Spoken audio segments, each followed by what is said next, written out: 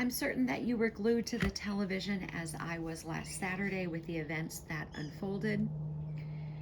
What struck me, that only one channel would call it what it was. I was going between different channels. Of course, I took screenshots on my phone. Some called it a fall, some called it an incident. Nobody would call it what it was, and it made me angry. Let's call it what it is. A donkey with extra letters attempt. Now, I don't know what words I can say to not have my channel shut down, so I don't necessarily want to say that, but mainstream media has no excuse. Mainstream media doesn't have that issue. They should tell it like it is, but of course, if we call it that, it sounds worse. And if we call it that, maybe it garners a little bit more support for him. So we're not going to call it that. We're going to call it something else. So eventually another station did call it that, and now I think they're all calling it that, but they didn't call it that initially. But isn't that what the church does as well? I mean, is anybody really calling sin a sin? Are they doing that at all? Because of course, if we don't call it a sin, then it doesn't sound as bad. But how do we ever change? How do we ever do anything different? How do we ever be different? How do we ever be better if we don't even know what it is that we've done, and we don't even know that what we've done is wrong? So at the end of Exodus 31:18, it says this: When God finished speaking with Moses on Mount Sinai, he gave him the 2 tablets of the covenant, tablets of stone written with the finger of God. And you know the story, you know what's going to happen in Exodus 32, that there's a golden calf, and they're like, hey, we're going to take these rings. Can you make us something? So the people took off the rings, this is in verse 3, from their ears and brought them to Aaron. He took the gold from them, formed it into a mold, and cast an image of a calf.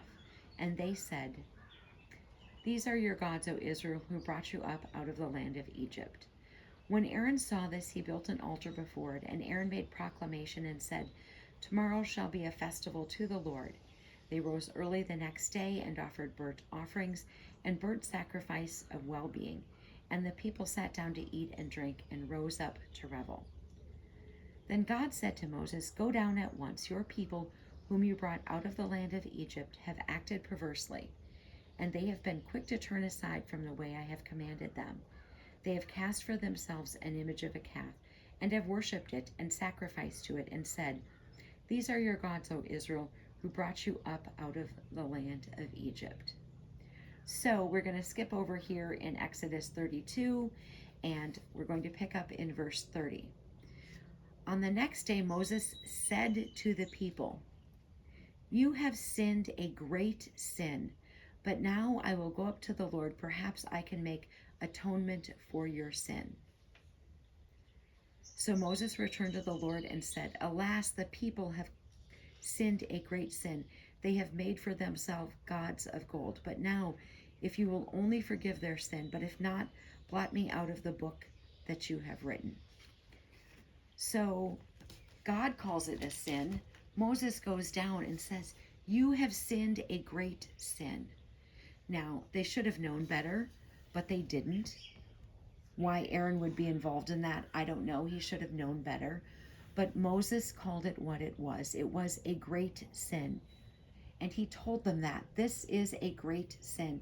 And then he went to God and he didn't make excuses, and he said, They have sinned a great sin. Why are we not calling things what they are? The same as with the events that happened on Saturday, and nobody would call it what it was until later, with the exclusion of the one channel. Now they're calling it that, but why are we not calling things what they are? Call it what it is. It was a donkey with extra letters attempt. Let's call sin sin. Call it what it is. If we don't call it what it is, how can we ever change? How can we ever do better? How can we ever be better? Armor up, we ride at dawn. May God bless you as always. Have a great day.